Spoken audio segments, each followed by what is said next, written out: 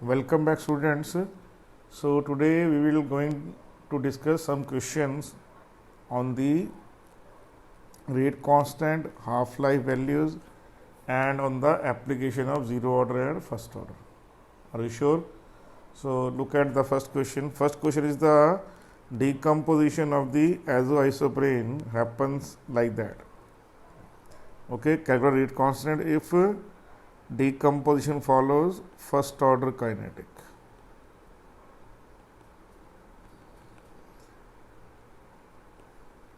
This is question of NCERT and previously been asked in IIT also.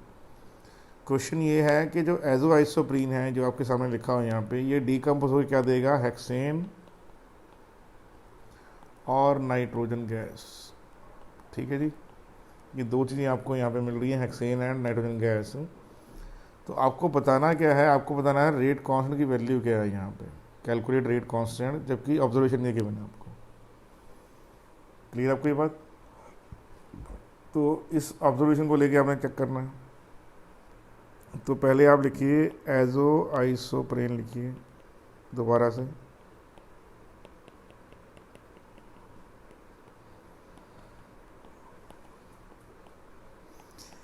ये decompose क्या दे रही है आपको, hexane plus nitrogen. Okay, sure.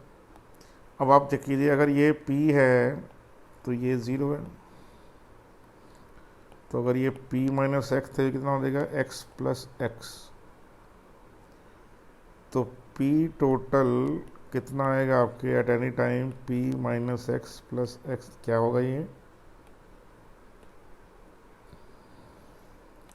तो टोटल जो प्रेशर होगा वो क्या होगा, प्रेशर ऑफ आइसोप्रीन प्लस जो pressure of hexane plus pressure of nitrogen. तो इन दोनों गैस को आप ऐड कीजिए तो क्या आंसर आएगा. तो एजो आइसोप्रीन का जो आप प्रेशर है वो यहाँ पर आपको ओरिजिनल मान लीजिए P है, तो यहाँ P कितनी होगी यहाँ पे, P minus x plus x plus x. तो P प्लस एक्स आ गया टोटल. श्योर. तो अब अगर जो इनिशियल प्रेशर है यहाँ पे, इनिशियल प्रेशर ऑफ हमारे पास आइसोप्रीन का है, एजो आइसोप्रीन का जो है हमारे पास C6H14N2, तो वो है 35 mmHg. Are you sure about that? Clearly understood now? तो ये हमारे पास सिचुएशन है ऑलरेडी. अब जो हमारे पास नेक्स्ट पॉइंट आएगा वो क्या आएगा कि आफ्टर टाइम जब T की वैल्यू कितनी है, 360 सेकेंड है, उस समय जो P टोटल है वो आपके पास आ रहा है 54. तो कितना आ जाएगा, P plus X equal to 54. X की वैल्यू कितनी, 54 माइनस P. तो जो ओरिजिनल प्रेशर है वो है 35. तो कितना आ गया यहाँ पे, 19. कितना आ गया यहाँ पे, 19. तो P माइनस एक्स की वैल्यू क्या आ जाएगी यहाँ पे, आंसर आ जाएगी यहाँ पे 35 माइनस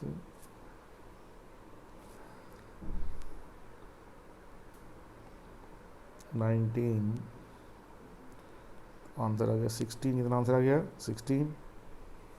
तो K की वैल्यू क्या आएगी यहाँ पे, तो आंसर है 2.303 T log A not minus A, और it is 2.303 T log P by P minus X. तो कितना है यहाँ पे, टाइम की वैल्यू कितनी है यहाँ पे, तो आंसर है 360 दे रखा है क्वेश्चन में आपको. लॉग ये है 35 और ये है 16. तो जब आप इसको लॉग रख के सॉल्व कर देंगे तो सॉल्व करने पर क्या आ जाएगा, लॉग 35 माइनस लॉग 16. क्लियर. तो ये लगभग जो आपकी वैल्यू आएगी क्या आ जाएगी, 2.303/360 log। तो log आपने सॉल्व कर लिया यहाँ पे। तो when you solve this value of log, table log से चेक कर लीजिए। तो log 35 माइनस log 16 माइनस करके आंसर आ गया 0.3399। When you solve it, the answer comes out to be 2.17 10 power -3 second inverse. ये हमारे पास k की वैल्यू आ गई फ्रॉम फर्स्ट ऑब्जर्वेशन। अब नेक्स्ट क्या है, जब टाइम की वैल्यू नहीं है, टाइम की वैल्यू है 720, कितनी है 720, उस समय पी टोटल क्या है, आप क्वेश्चन को चेक कीजिए दोबारा ध्यान से। तो पी टोटल की वैल्यू आ रही है यहाँ पे 63। चेक कीजिए क्वेश्चन में, देखिए 763, ठीक है ना। Are you sure? क्लियर? तो अब जो p प्लस एक्स की वैल्यू है कितनी है यहाँ पे 63, तो x की नई वैल्यू क्या आ गई 63 माइनस 35। तो आंसर कितना आ गया कट के, आंसर आ गया आपके पास 8 और ये आपके पास आ गया 28। Are you sure about that? अब आपके पास है p माइनस एक्स, तो p है 35, ठीक है, और ये है 28। कितना आंसर आ गया यहाँ पे, तो आंसर है 7। तो अब हमारे पास k की वैल्यू आ गई 2.303/t log p कितना है यहाँ पे 35 बाय p माइनस है कितना आ गया 7। कितना आंसर है यहाँ पे log 5।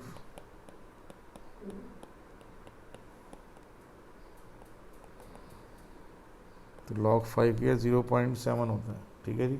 तो when you solve it answer आएगा 2.24 इंटू 10 पावर -3 सेकेंड इनवर्स। तो k की दो वैल्यूज आ गई आपके पास, एक वैल्यू ये आ गई और दूसरी वैल्यू ये आ गई, ठीक है। तो k की जो एवरेज वैल्यू होगी क्या होगी, वो होगी 2.17, ये 10 पावर 3 कॉमन बाहर आ जाएगा दोनों से, plus 2.24 into 10 power 3 divide by 2, average भी है 2 डिवाइड कर देंगे आप। तो आंसर आ गया यहाँ पे 2.205, ठीक है ना। Are you sure about that? तो ये हमारे पास वैल्यू आ गई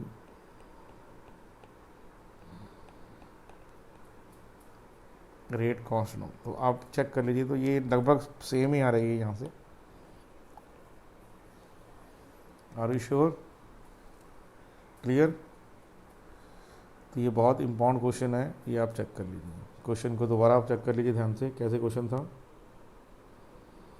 कि हमें एजो आइसोप्रीन दे रखा है, इनिशियली प्रेशर 35, जब टाइम हुआ 360 सेकेंड तो प्रेशर हो गया टोटल 54। तो क्या होगा, वो तीनों गैसेस का प्रेशर मिला के होगा 1 2 3। ये गैस नंबर 1 है, ये गैस नंबर 2 है, ये गैस नंबर 3 है। तो तीनों गैसेस का प्रेशर कितना हो गया 54। तो वहाँ आपने 54 यहाँ पुट कर दिया, ठीक है जी। पी टोटल 54 हो गया यहाँ पे। आपने यहाँ से पहले x निकाला, फिर P1SS निकाल दिया, तो ये इक्वेशन आ गई हमारे पास। ये चेक कर लीजिए, ठीक है। ये P क्या है, original pressure of azo isoprene, और P1SS क्या है, final pressure of azo isoprene. तो करने के बाद मैंने इसको सॉल्व किया, तो solve will give you what, ये K आंसर आ गया। फिर आपने सेम प्रोसेस रिपीट किया, इसको आपने रिपीट किया है और कुछ भी नहीं किया, किसमें 728, ठीक है जी। तो दोनों के ये के की वैल्यू यहाँ से और के की वैल्यू यहाँ से आपने ली और इन दोनों का एवरेज निकाल दिया। Are you sure about that? Easy question था, वेरी इजी क्वेश्चन।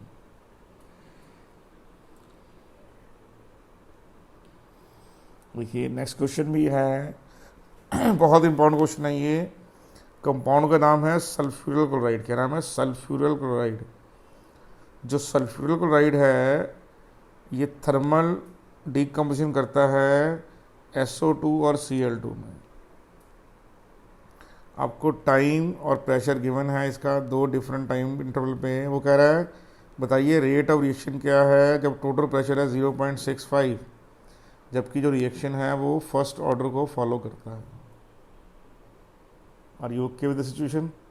ठीक है बेटे। तो अगर ये सिचुएशन आपके पास है तो आप इसको कैसे सॉल्व करेंगे, अब हम देखते हैं इसको। तो क्योंकि ये फर्स्ट ऑर्डर रिएक्शन है तो ऑब्वियस है के की वैल्यू क्या होगी 2.303 T log initial pressure by final pressure. ठीक है जी। तो ये है, तो आप चेक करो ध्यान से, इक्वेशन को दोबारा से लिखिए। SOCl2 gives you SOCl2 plus Cl2। Initial pressure P हो गया।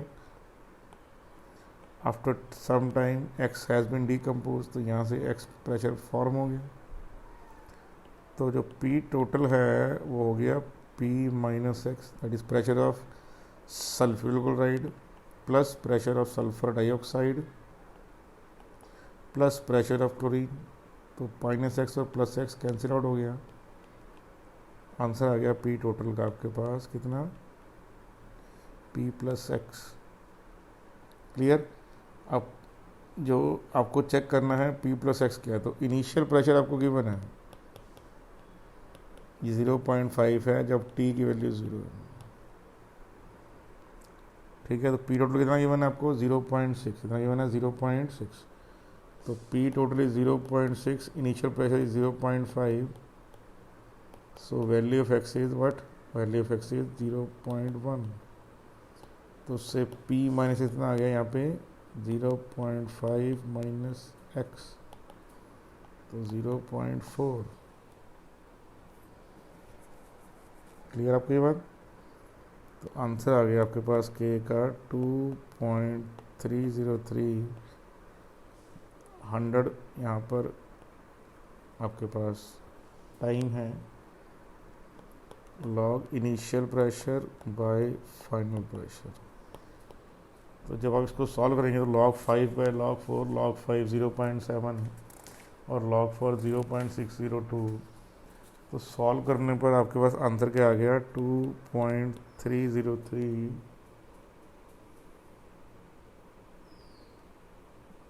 Into 10 power minus 3। ये आंसर सेकेंड इनवर्स में। तो ये के वैल्यू आ गई। और जो रेट है वो क्या है, रेट की वैल्यू होती है K into concentration of power 1। तो 1 शो करते नहीं है, तो के की वैल्यू आपके पास आ गई यहाँ पे। अब आपको 0.65 पर निकालनी है वैल्यू क्या है इसकी। तो चेक कीजिए P टोटल कितना है यहाँ पे, P टोटल गिवन है 0.65। तो इनिशियल क्या हो जाएगा प्लस X इक्वल टू 0.65। तो X के लिए होगी 0.6 माइनस P। तो P के लिए कितनी है यहाँ पे, और B से 0. यहाँ पे कितनी है 5 है। क्लियर आपको ये बात? तो हमारे पास आंसर क्या आ गया यहाँ पे 0.15। तो P माइनस कितना आ गया 0.5 माइनस 0.15, दैट इज 0.35। तो K की जगह K की value 2.303 into 10 power minus 3 into 0.3। when you solve it, the value of rate will be 7.805 into 10⁻⁻4 atmospheric second inverse. Clearly understood? Sure. अब ध्यान से चेक कर लीजिए इसको. पी टोटल 0.6 की बना, देखिए क्वेश्चन में, देखिए आप ध्यान दीजिए 0.6 की बना यहाँ पे. तो ये P initial by P final. Initial P हो गया यहाँ पे, देखिए P1SX फाइनल हो गया यहाँ पे. पी एक्स प्लस दिस तीनों को मिलाकर इतना हो गया पी फाइनल. तो ये पी प्लस एक्स हो गया. तो पी प्लस एक्स, पी के लिए 0.5, कितनी है 0.5, तो एक्स के लिए 0.1 हो गई. तो यहाँ पर क्या हो गया, पी फाइनल आ गया. कितना पी फाइनल, किसका पी फाइनल किसका है, SOCl2 का. 0.4 हो गया. वैल्यू निकाल के आपने के निकाल लिया. फिर आपको निकालना है rate when P total is this. तो पी टोटल की जगह सेम यही ऑपरेशन आपने, ये जो ऑपरेशन है इसको रिपीट किया यहाँ पे एक तरह से. तो यहाँ पे पी की वैल्यू कितनी आ गई, फाइनल की वैल्यू 0.35, और पुट कीजिए और आंसर निकल जाएगा आपका. Easy, that is too easy. Are you sure?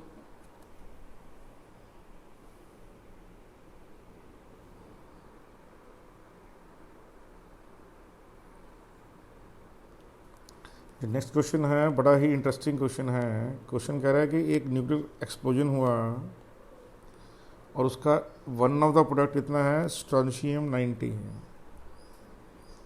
जिसकी टी हाफ लाइफ है 28.1 ईयर. एक बच्चे का जन्म हुआ, ठीक है, और उस बच्चे ने अपनी हड्डियों में 1 माइक्रोग्राम को एब्जॉर्ब करवा लिया, स्ट्रोंशियम को. ठीक है, तो इन प्लेस ऑफ कैल्शियम, मतलब जहाँ पे कैल्शियम आना था वहाँ पे 1 माइक्रोग्राम स्ट्रोंशियम आ गया. ठीक है, कह रहा है हाउ मच स्ट्रोंशियम जो है वो बच्चे के जन्म के 10 साल बाद रहेगा और कितना 60 साल बाद रहेगा, अगर उसका कोई भी अमाउंट मेटाबॉलिकली जो है वो लॉस नहीं होता. क्योंकि हमारी बॉडी में कैल्शियम का लॉस होता रहता है, लेकिन यहाँ पे उसने माना है कि कैल्शियम जो स्ट्रोंशियम है वो सिर्फ रेडियो एक्टिव डिके से ही ख़राब हो रहा है, मतलब डिसअपीयर हो रहा है, मेटाबॉलिज्म से उसका कोई नुकसान नहीं हो रहा. ठीक है, तो आपको निकालना है amount after 10 years and amount after what 60 years. तो एक ऑपरेशन आप कर लीजिए, उसी को रिपीट करना है 60 ईयर्स में. तो सबको मालूम है यहाँ पे कि के की वैल्यू क्या होती है. तो आंसर है 2 पॉइंट, क्योंकि जो सब क्वेश्चन में दिया नहीं हुआ, लेकिन सबको मालूम है nuclear disintegration follows first order kinetic. ठीक है जी, तो ये टी हो गया लॉग इनिशियल बाय फाइनल. तो जहाँ पर के है वहाँ पे क्या आ जाएगा, 0.693 by T half equal to what 2.303 T log A naught by A. Sure about that? अब सबको मालूम है जो 0.693 है एक्चुअल में क्या है, ये एक्चुअल में 2.303 इंटू log 2 का मल्टीप्लाई का आंसर होता है. क्योंकि log 2 क्या होता है 0.30. तो ठीक है जी.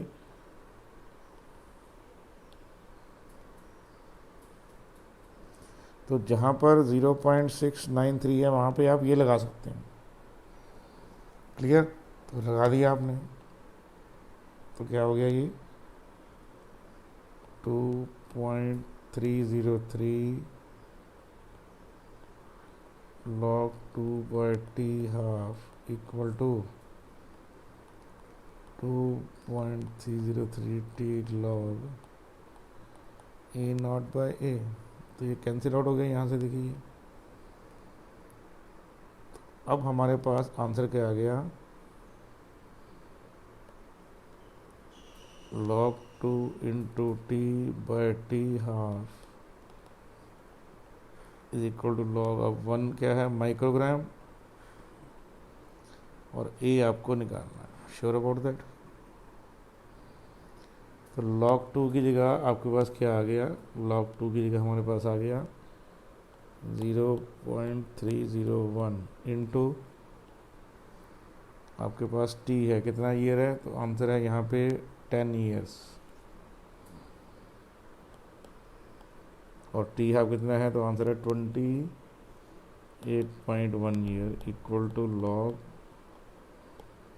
a naught by a। Are you sure? तो अब ये 1 माइक्रोग्राम आपके पास, सॉरी कितना था यहाँ पे, 1 माइक्रोग्राम था ये, 1 माइक्रोग्राम। क्लियर? तो जब आपने इसको सॉल्व किया तो सॉल्व करने पर क्या आंसर आ गया, ये वाला पूरा का पूरा आंसर, तो ये 3.01 बाय 28.1 आ गया, तो आंसर आ गया 0.1072 is equal to log 1 microgram by A. इसका एंटी लॉग टेबल से चेक कीजिए आप लोग, 0.10 का 72 मीन डिफरेंस है, तो आंसर क्या आ जाएगा 1.28 इज इक्वल टू 1 बाय, ए की वैल्यू क्या आ गई 1 माइक्रोग्राम डिवाइड बाय 1.28, तो it comes out to be 0.782 microgram after 10 years.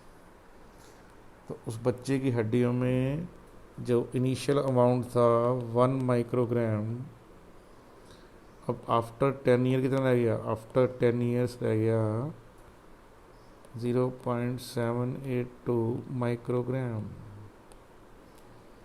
Are you sure about that?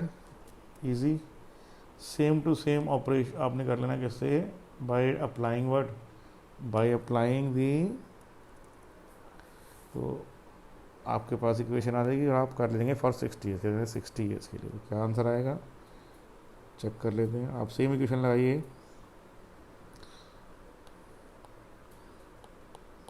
log 2 into T by T half equal to log initial by final, log 2 301, T है 60 year, T half है 28.1 year, log 1 microgram divide by A after 60। Are you sure? तो जब आप prove कर लें तो ये आ जाएगा 0.6435 इक्वल टू log 1 बाय ए। तो 0.64 का एंटी लॉग जब सॉल्व करेंगे तो आंसर आ जाएगा आपके पास 4.4, 1 माइक्रोग्राम बाय ए, तो ए की वैल्यू कितनी आ जाएगी 1 by 4.4, it comes out to be 0.228 microgram. ठीक है जी, तो ये आपका आफ्टर 60 ईयर, आफ्टर कितना है 60 ईयर्स। ठीक है जी बेटे, easy question, very easy question.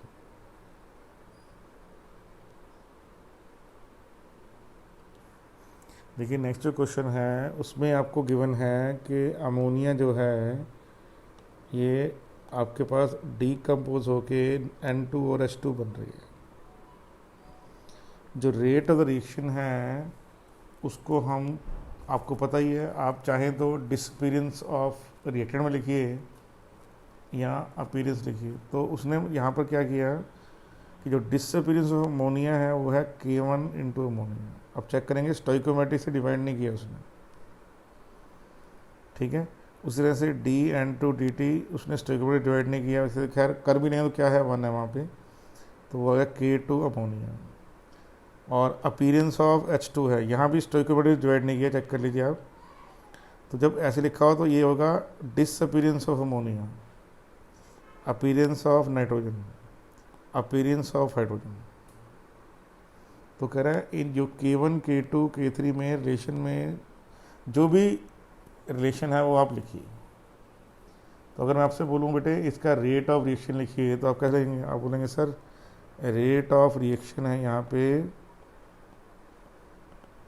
Stoichiometry term से डिवीजन करना, तो -1/2 disappearance of ammonia bye dt,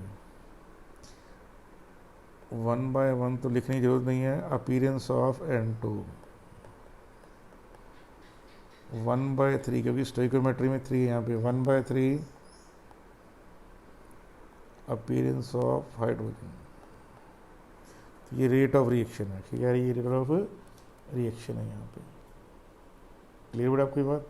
अब जहाँ जहाँ अब देखिए यहाँ पर आप लगा सकते हैं ये वैल्यू, यहाँ पर लगा सकते हैं आप ये वैल्यू, ठीक है, और यहाँ पर आप लगा सकते हैं ये वैल्यू। तो जहाँ जहाँ एरो जा रहा है वो वैल्यू आप लगा दीजिए। तो आंसर क्या आ जाएगा यहाँ पे, -1/2 K1, सॉरी माइनस तो नहीं आएगा, कोई माइनस के आ जाएगा, तो माइनस हटाना पड़ेगा यहाँ से। तो आप चेक कीजिए क्या है, माइनस अमोनिया बाय dt, मतलब डिसअपीरेंस, माइनस का मतलब डिसअपीरेंस और कुछ नहीं है, K1 इंटू अमोनिया। यहाँ पे क्या लिखेंगे आप, K2 इंटू अमोनिया, और तीसरे में क्या आ जाएगा आपका, K3 इंटू अमोनिया। अब आप अमोनिया अमोनिया अमोनिया कॉमन है, सबसे काट दीजिए, तो क्या आंसर आ जाएगा यहाँ पे, यहाँ आ गया K1/2 इक्वल टू K2 और K3/3। तो 2 3 का LCM क्या आएगा, 6, तो मल्टीप्लाइंग थ्रू आउट बाय 6, तो ये K1 into 6/2, 6 into K2 and 6 into K3/3, क्योंकि इसका LCM 6 आएगा, तो थ्रू आउट मैंने 6 से डिवाइड, तो क्या आ जाएगा, 3K1 is equal to 6K2 is equal to 2K3। ये हमारे पास रिलेशन आ गया, ठीक है। तो वेरी वेरी इंपॉर्टेंट क्वेश्चन, ये आपको अच्छे ढंग से याद होना चाहिए, ठीक है बेटे कि नहीं। Are you clear about that, very much clear.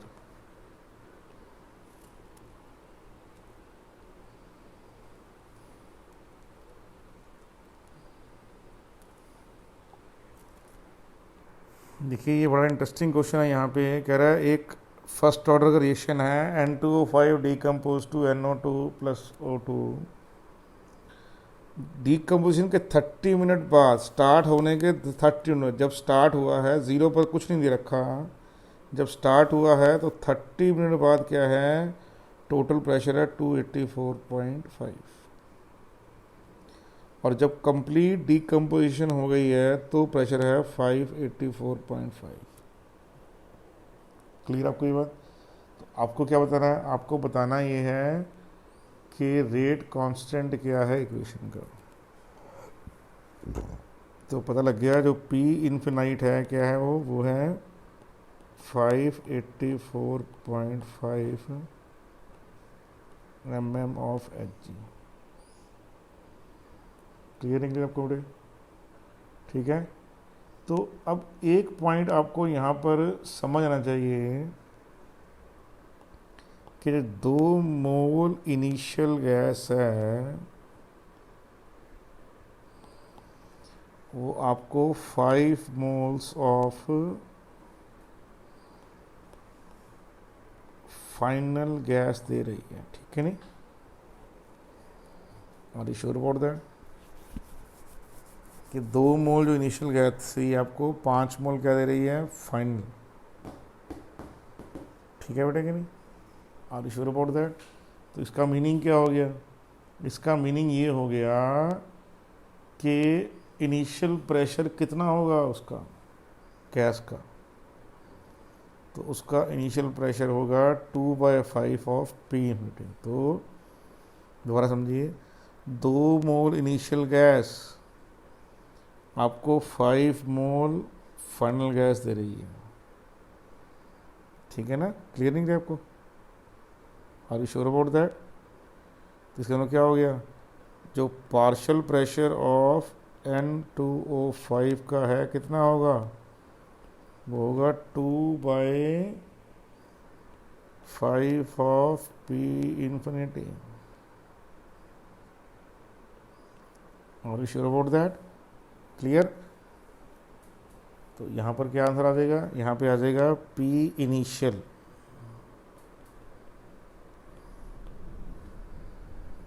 तो क्या आएगा 2/5 into 548.5. It comes out to be how much? 233.8 mmHg. ये हमारे पास क्या आ गया? हमारे पास इनिशियल प्रेशर क्या आ गया? इनिशियल प्रेशर आ गया. क्लियर? तो आप बोल सकते हैं यहाँ पे इक्वेशन को that initial pressure of N2O5, बोल सकते हैं जो इसका इनिशियल प्रेशर है वो है 238.8. ये ज़ीरो है और ये भी ज़ीरो है. जब इसमें से x कम हो गया तो ये 2x बना, ये x/2 बना. तो वो P टोटल क्या है? तो P टोटल आफ्टर 30 मिनट क्या है? तो क्वेश्चन में गिवन है वो है 284.5 mmHg. चेक कीजिए क्या होगा. 233.8 minus x plus x/2 plus 2x equal to 284.5. कितना आंसर आ गया? 233.8 plus 3x/2 is equal to 284.5. इसको सॉल्व करने पर हमारे पास x की वैल्यू क्या आ रही है? सॉल्व करने पर वैल्यू आ रही है हमारे पास, चेक करेंगे इसको, तो 33.8 कितना? 33.8 mmHg. तो इनिशियल प्रेशर क्या है? 233.8. फाइनल प्रेशर क्या है? 233.8 माइनस एक्स. ठीक है जी. तो एक्स की वैल्यू नहीं है 33.8, वो माइनस करने पर आंसर क्या आ गया? आंसर आ गया आपके पास 200. अब आप P इनिशियल पता है, P फाइनल पता है, लॉग निकाल के आंसर कर लीजिए. क्या आंसर आएगा? K equal to 2.303 T log P initial by P final 2.303 30 minute log initial. P initial is what? P initial is 233.8. Final is 200. Okay, when you solve it, answer is 5.2 into 10 power minus 3 minute inverse. Very good question. ठीक है जी. समझ आ गया बेटे आप लोगों को? Very good.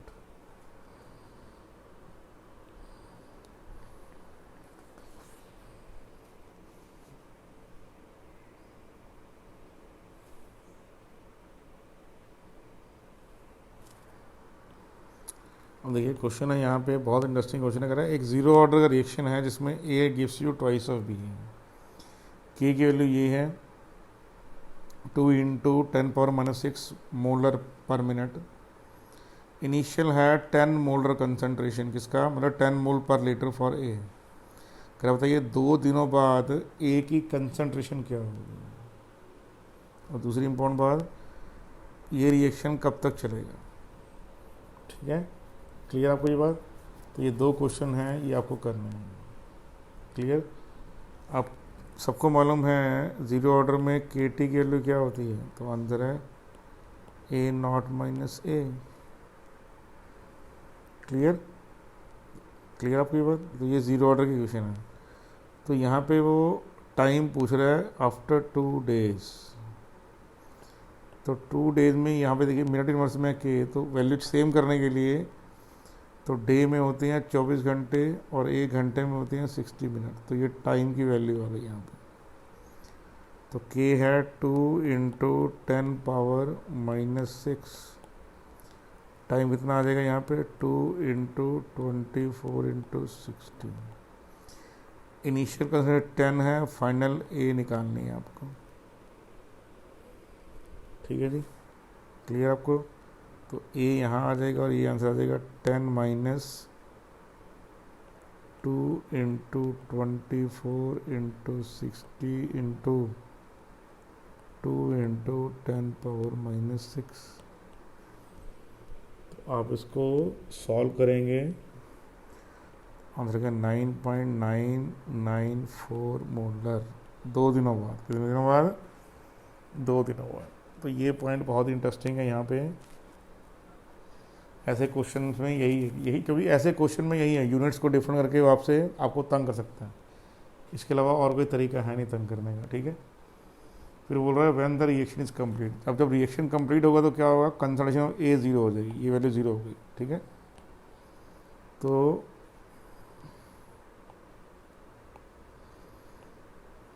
Reaction is completed कब होता है?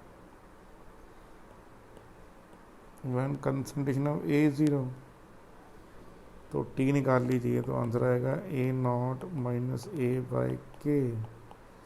तो ये तो 0 हो गया, तो ये K हो गया, तो अंदर क्या आ गया? A0/K।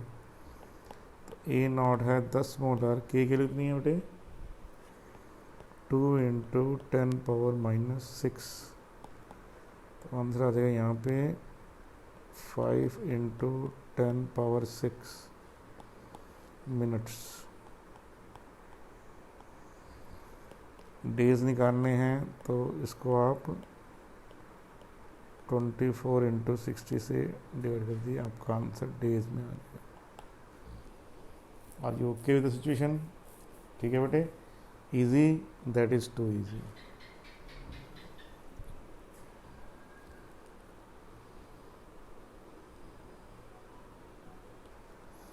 देखिए अब हम पढ़ेंगे regarding the pseudo chemical reaction. ठीक है, आपके क्वेश्चन सिर्फ सूडो फर्स्ट ऑर्डर के एग्जांपल्स हैं। वो कह रहा है कि कुछ रिएक्शन ऐसे होते हैं जिन रिएक्शन में क्या होता है, जिन रिएक्शन में जो रिएक्शन है वो दोनों के दोनों रिएक्टेंट से ऑर्डर 1 ही लेके आ रहा है, लेकिन जो हमारे पास कंसंट्रेशन दोनों में से किसी एक की इतनी ज़्यादा है कि उसके डिसअपीयर होने से भी कुछ फ़र्क पड़ने वाला नहीं है, but one of the reactant is present in such a large concentration, जबकि ज़्यादातर केस में वो सॉल्वेंट होता है, कि उसकी कंसंट्रेशन में ना के बराबर चेंज आता है। तो जिसकी कंसंट्रेशन में चेंज ही नहीं हुआ तो उसकी, क्योंकि कई बार क्या होता है जब कंसंट्रेशन बहुत लार्ज होती है तो जो हमारे परसेंटेज एरर है उसके अंदर ही वो चेंज आ जाता है। क्लियर नहीं क्लियर? कि मान लीजिए किसी आप एक स्केल से कुछ नाप रहे हैं तो उसके जो परसेंटेज एरर है कितना होगा? 1 मिलीमीटर। मान लीजिए लेंथ का साइज ही 1 मिलीमीटर इसका हमारा है, तो मतलब क्या हुआ कि लीस्ट काउंट वैल्यू है उस स्केल की, उससे नीचे तो चेंज आ रहा है, तो उसको कैसे आप कैलकुलेट करेंगे फिर उसको? क्योंकि वो तो इंस्ट्रूमेंट के भी लीस्ट काउंट से नीचे का चेंज है। तो कई बार ऐसा ही होता है कि जो जो चेंज आया है कंसंट्रेशन में वो क्या है? इनसिग्निफिकेंट है, उसका कोई इम्पोर्टेंस नहीं होता, तो उसका ऑर्डर 1 लेने की बजाय पे हम 0 ले लेते हैं।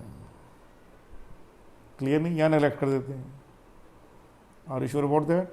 ऐसे 2 एग्जांपल्स हैं आपके पास। एक तो कौन सा है? एक तो है एसिडिक हाइड्रोलिसिस ऑफ एस्टस, और दूसरा क्या है, दूसरा है आपके पास inversion of cane sugar, inversion of sucrose बोल दो या केन शुगर बोल दो, क्योंकि दोनों केसेस में हाइड्रोलिसिस होता है, वाटर का प्रेजेंस होता है, तो पानी इतना ज़्यादा होता है कि उसके कंसंट्रेशन में जो चेंज है उसको हम नोट डाउन नहीं करते। ठीक है, तो इनको हम क्या बोलते हैं, इनको हम बोलते हैं सूडो फर्स्ट ऑर्डर। क्या बोलते हैं? Pseudo first order reaction. क्या बोलते हैं? सूडो फर्स्ट ऑर्डर रिएक्शन के इन केसेस में ये रिएक्शन होते तो सेकेंड ऑर्डर के हैं, लेकिन बिहेव क्या करते हैं? बिहेव करते हैं फर्स्ट ऑर्डर की तरह। ठीक है बेटे, are you sure about that? तो एग्जांपल देता हूँ आपको, जैसे ये देखिए एग्जांपल क्या है पहले आपके पास, ये मान लीजिए आपके पास एक एस्टर है, उसमें आपने वाटर ऐड किया अंडर एसिडिक कंडीशन। याद रखिए बेसिक कंडीशन में hydrolysis of ester second order की आएगी। तो हमारे पास क्या आंसर आ गया? आंसर आ गया हमारे पास एसिड प्लस एल्कोहल। ठीक है जी, क्लियर आपको ये बात? तो इस केस में क्या होता है, इस केस में जो आपके पास रेट होगा वो था के एस्टर इंटू वाटर, लेकिन इसको हम नेगलेक्ट करते हैं तो ओवरऑल क्या रहता है? K into ester.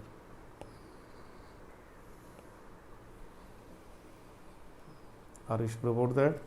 इजी के नहीं? तो ऐसे रिएक्शन क्या बोलते हैं? क्या बोलते हैं हम?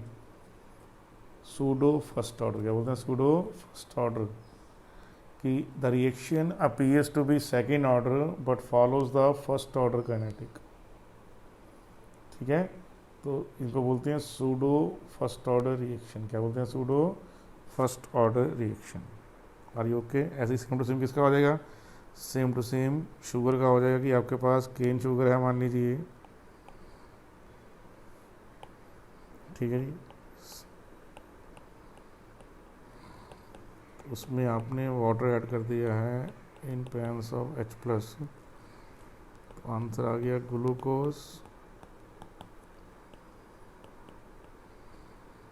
जो कि डेक्सोरेटरी है, और दूसरा आंसर आ गया आपके पास फ्रक्टोज, जो लिवरोटेटरी है।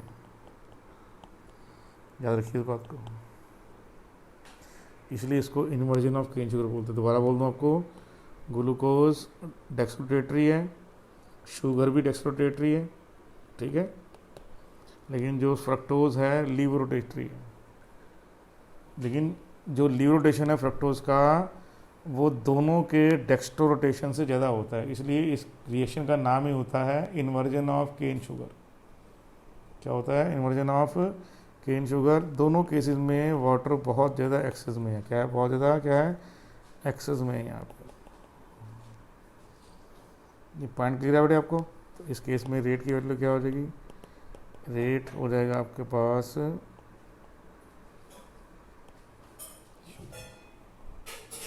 Clear that? समझ आ गया बेटे आप लोगों को ये बात? तो it is called as word, it is called as pseudo first order kinetic. क्या बोलते हैं? Pseudo first order reaction. Clear? और मैं इधर बता दूँ आपको ये बात कि ये मैं नेक्स्ट क्लास में आपको करवाऊँगा। इसमें ये होगा, जो T है आपका वो होता है 2.303 के लॉग इनिशियल बाय फाइनल। तो शुगर वाले केस में क्या होता है, आप इसको लिख सकते हैं 2.303 के लॉग, क्या लिखेंगे आप इसको? इसको आप लिखेंगे यहाँ पे, क्लियर? आप चाहे तो ऐसे लिखें और आप चाहें तो ऐसे भी लिख सकते हैं इसको, that T equal to 2.303 के log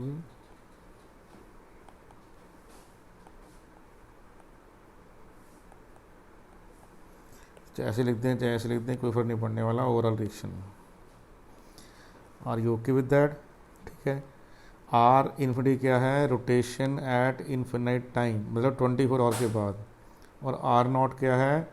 at the beginning of the reaction, ठीक है, रोटेशन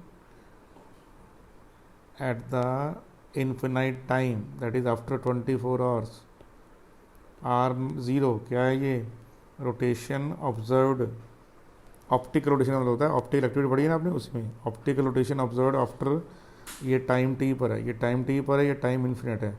इन्फिनिट टाइम का मतलब होता है 24 घंटे बाद। ये मैं डेरिवेशन आपको अलग से करवाऊंगा, डोंट वरी अबाउट दैट, अभी आप इसको नोट कर लीजिए बस। श्योर, ये कैसे आंसर आता है, ये जो है आंसर कैसे बनता है, ये मैं आपको समझाऊंगा, ठीक है। अभी इतना याद रख लीजिए, फ्रक्टोज रिवोरेटरी है, ग्लूकोज डेक्स्ट्रोरेटरी है, शुगर भी डेक्स्ट्रोरेटरी है, और ये जो एग्जांपल है ये सूडो फर्स्ट ऑर्डर का, क्या सूडो फर्स्ट ऑर्डर का है, ठीक है। Are you sure about that? अब सेम टू सेम आप एस्टर के लिए कर सकते हैं, यहाँ पे ये होता है एस्टर के लिए क्या आ जाएगा, यहाँ पर एस्टर के लिए यहाँ पर आ जाएगा volume of NaOH at infinite time by volume of NaOH at 0 divided volume of NaOH at infinite by volume of NaOH at time t। ये भी आप क्या करेंगे, ये भी आप लिख सकते हैं 2.303 t log initial concentration of ester by final concentration of ester, इसको आप ऐसे लिख सकते हैं। तो यहाँ पे वी इन्फिनिट क्या है, volume of NaOH consumed at t infinite, V0 volume of NaOH consumed at beginning of the reaction at T0, Vt volume of the NaOH consumed after time t। ये भी आपको मैं सिखाऊंगा, इसका डेरिवेशन भी ये कहाँ से आता है ये भी आपको सिखाऊंगा। Are you sure about that? Clear? Sure. उसी तरह से आपको एक और आएगा H2O2 का decomposition into water and pressure of oxygen. तो इस केस में क्या होगा आपके पास, इस केस में आप बोल सकते हैं कि T की वैल्यू या K की वैल्यू क्या आएगी आपके पास,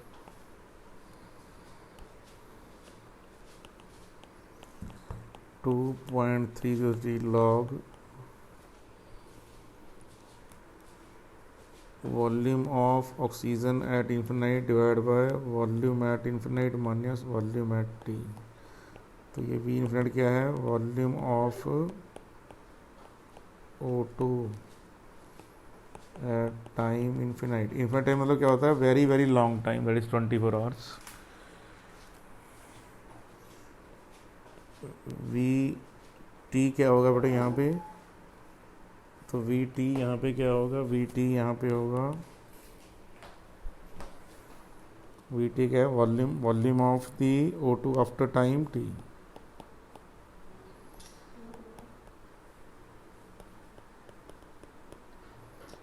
तो ये हम डेरिवेशन थोड़े आने वाले दिनों में करेंगे। Are you sure about that? ये सारे के सारे एग्जांपल फर्स्ट ऑर्डर के हैं।